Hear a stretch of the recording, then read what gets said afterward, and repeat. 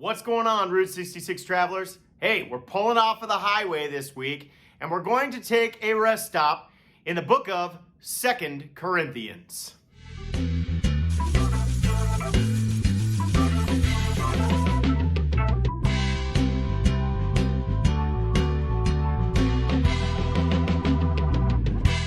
Second Corinthians presents some big opponents and enemies. Today, they would be trying to cancel Paul. And they didn't like the success that he was having. They were intimidated by this. They were threatened by this. They wanted the spotlight. So they were spreading things around like he's an unqualified fraud. He's got no real viable references. He's below average. He's mediocre at best. And he really commands no real presence when he gets up to speak. I mean, look at the guy. He's awkward. He's unrefined. And he's got no class whatsoever. Have you seen the robes he's wearing? This guy can't be trusted. There's no character, no integrity. Well, Paul, he steps back and he says, okay, that's how you want to play this? That's fine. What I'll do is I'll boast in my weaknesses in order for you to know the truth. And thus he presents his theme in this letter of when I am weak, then I am strong. He says, the thing is when I'm suffering through these things, I find comfort. Therefore, it's easy for me to rejoice in those sufferings. And let me tell you, Paul suffered a lot. Listen to this. 5 times I received 40 stripes minus 1. 3 times I was beaten with rods. Once I was stoned. 3 times I was shipwrecked. A night and a day I've been in the deep, in journeys often, perils and waters, perils of robbers, perils of my own countrymen, perils of the Gentiles, perils in the city, perils in the wilderness, perils in the sea, and perils among false brethren. Whew! Paul's outdone us all, peeps. But despite it, he says, there's comfort. But you got to note something about how Paul talks about God's comfort. He said it's not so that we'll be comfortable. It's God's comfort to us so that we're able to comfort others in that same way when they go through trials.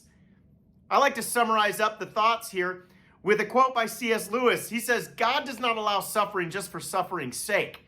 He wills for us to be as happy as possible within those sayings. Paul's basically saying, hey, we own nothing. Okay, we suffer through everything, but we have everything to gain from it. And so we're thankful for the scars.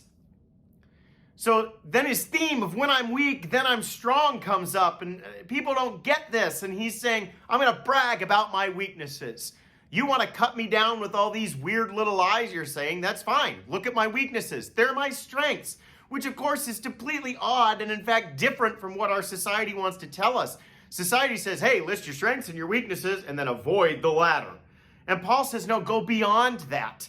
Focus and boast on those weaknesses because that's where the power of God is shown. He says, listen, in my conversion, when I happened to be knocked off my horse and blinded by God, did that make me famous and honored? No, it made people want to kill me. Everybody was against me. And then God gave me this thorn in the flesh, and I asked him 3 times for it to be gone, and he wouldn't take it away. Instead, he said this, my grace is sufficient for you, for my power is made perfect in weakness. And that's why Paul then continues to say, when I am weak, I am strong. I'm not a Christian because I'm strong and I have it all together. I'm a Christian because I'm weak and I admit that I have to have a Savior.